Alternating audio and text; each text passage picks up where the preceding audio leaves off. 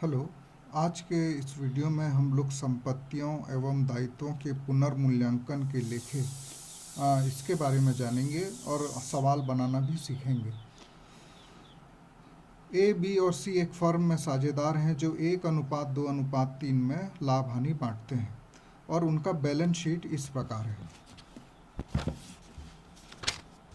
ये हमको प्रश्न में पूरा बैलेंस शीट दिया हुआ है और उसके बाद पुनर्मूल्यांकन खाता बनाने के लिए सीधा हमको नीचे देखना पड़ता है जो समायोजन है। 1/4/18 को अ, ब, स ने लाभ हानि बराबर बराबर बांटने का निर्णय लिया, लेकिन यह समझौता हुआ। अब आइए यहाँ पे हम लोग को पुनर्मूल्यांकन खाता देखना पड़ेगा। ये 3 बिंदु यहाँ पे दिए हैं और इन्हीं से हमारा पुनर्मूल्यांकन खाता बनेगा। इसका एक बहुत ही सिंपल रूल आप लोग को बता रहा हूँ मैं कि यदि संपत्ति का मूल्य बढ़ रहा है तो जितना बढ़ रहा है उतने से उसको क्रेडिट करेंगे, और यदि संपत्ति का मूल्य कम हो रहा है तो जितने से कम हो रहा है उसको डेबिट करेंगे। ठीक इसके विपरीत दायित्वों के लिए करेंगे। यदि दायित्व बढ़ रहे हैं तो उसको हम लोग डेबिट करेंगे, और यदि दायित्व कम हो रहे हैं तो जितने से कम हो रहे हैं उसको हम लोग क्रेडिट करेंगे। बस इतनी सी बात है पुनर्मूल्यांकन खाता बनाने के लिए। तो देखिए, सबसे पहले प्रश्न में ये लिखा हुआ है कि भूमि का पुनर्मूल्यांकन 80,000 रुपया किया गया। प्रश्न में आप लोग देख सकते हैं बी नंबर का जो बिंदु है, तो भूमि का पुनर्मूल्यांकन 80,000 रहे। तो आप बैलेंस शीट में देखिए कि पहले भूमि का मूल्य कितना था, तो उसमें आप पाएंगे पहले भूमि का जो मूल्य है वो है 50,000। देखिए सबसे ऊपर में लिखा हुआ है बैलेंस शीट में, और अब कितना कर दिया गया, 80,000, अर्थात 30,000 रुपया बढ़ा दिया गया। तो ये 30,000 को हम लोग क्या करेंगे, समाकलन पक्ष में लिख देंगे भूमि खाता को, और 30,000 रुपया हम लोग यहाँ पर लिख देंगे।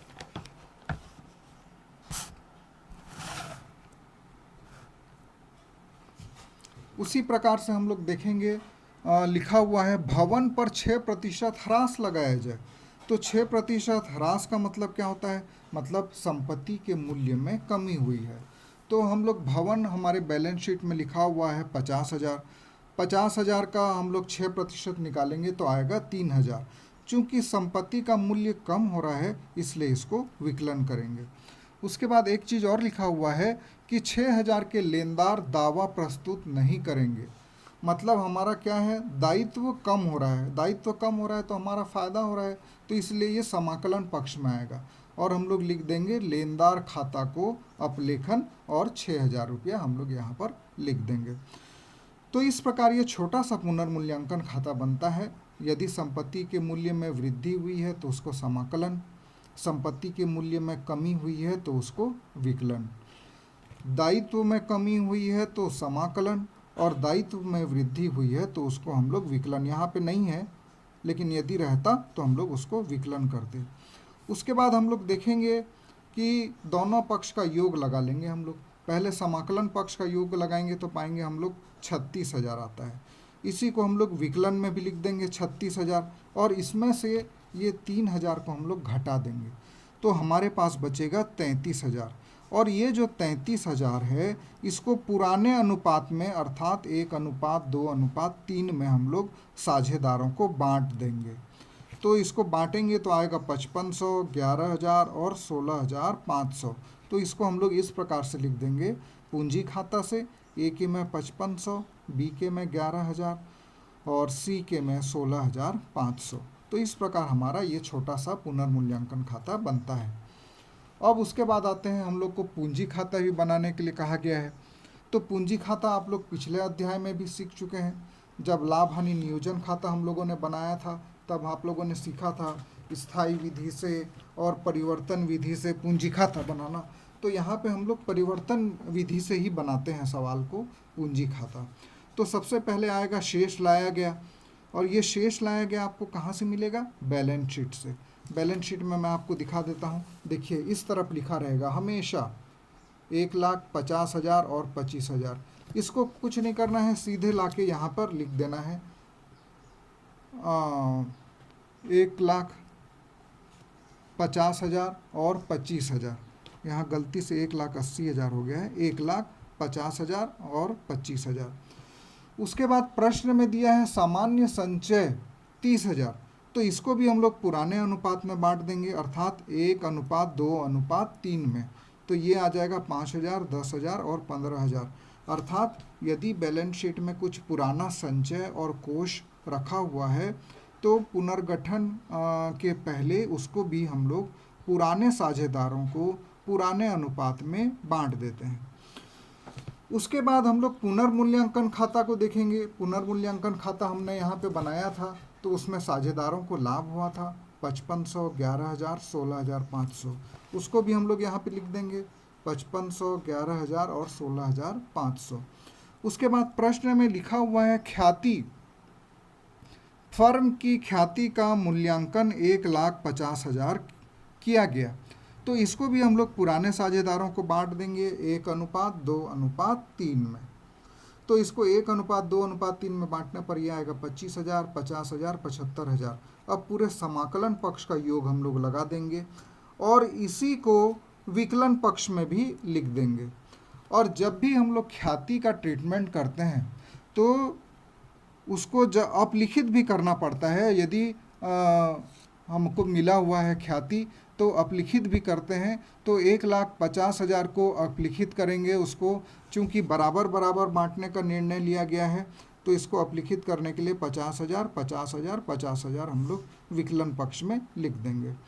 और उसके बाद क्या करेंगे, जो टोटल है उससे इस 50,000 को घटा देंगे तो शेष ले गया आएगा 85,600।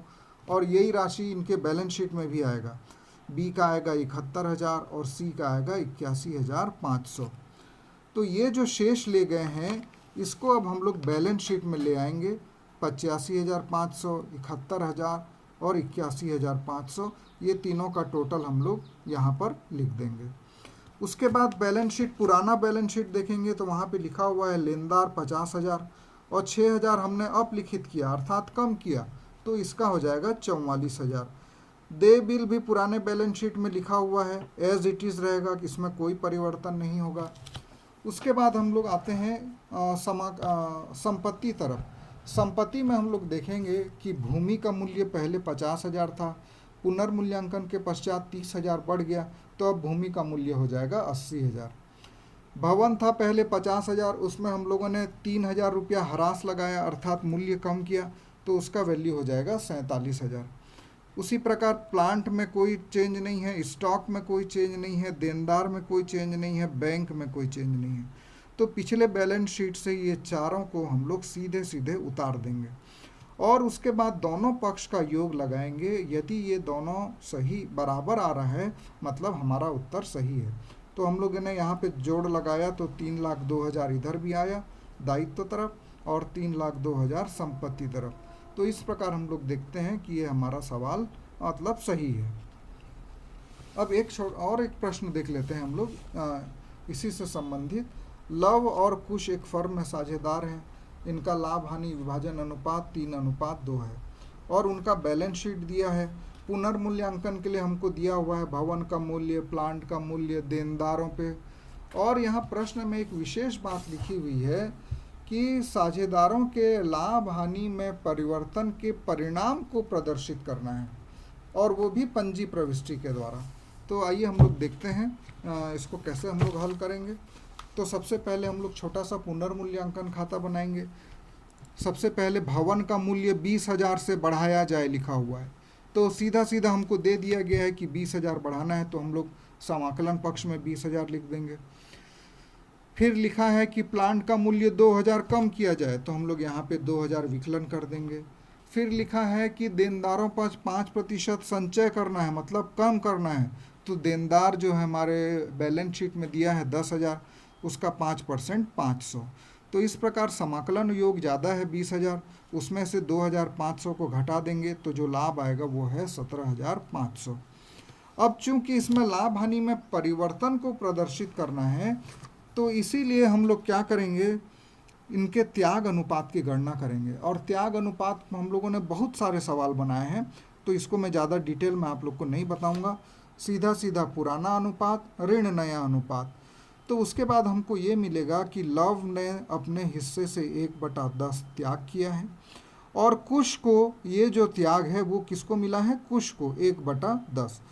त्याग अनुपात में जब भी ऋण आता है मतलब वो प्राप्त कर रहा है, ये त्याग कर रहा है और ये प्राप्त कर रहा है। लव त्याग कर रहा है, कुश प्राप्त कर रहा है।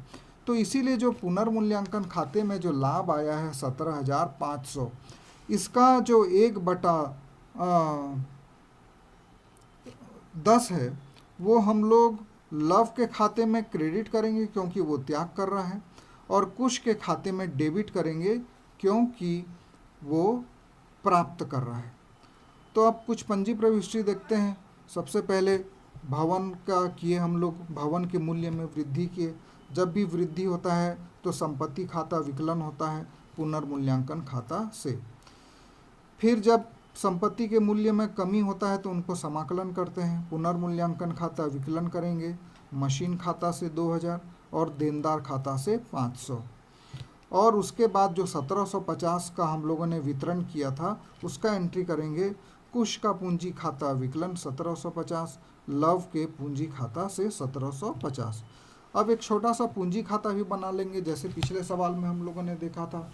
शेष लाया गया 20,000, 80,000 और 50,000, ये आपको बैलेंस शीट में मिलेगा।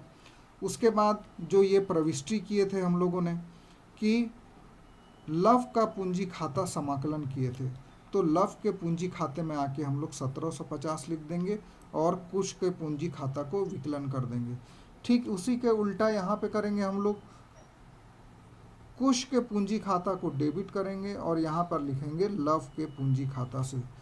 फिर समाकलन पक्ष का योग निकालेंगे, उसको यहाँ पर लिखेंगे और घटाकर हम लोग ये शेष ले गए लिख जाएंगे जो कि बैलेंस शीट में आएगा। बैलेंस शीट में लेनदार एज इट इज़ हैं जैसे बैलेंस शीट में लिखा है, और पूंजी खाता जो हमने अभी निकाला है 81,750 और 48,250, ये दोनों को लिखकर आउटर में ये दोनों के योग को लिख देंगे।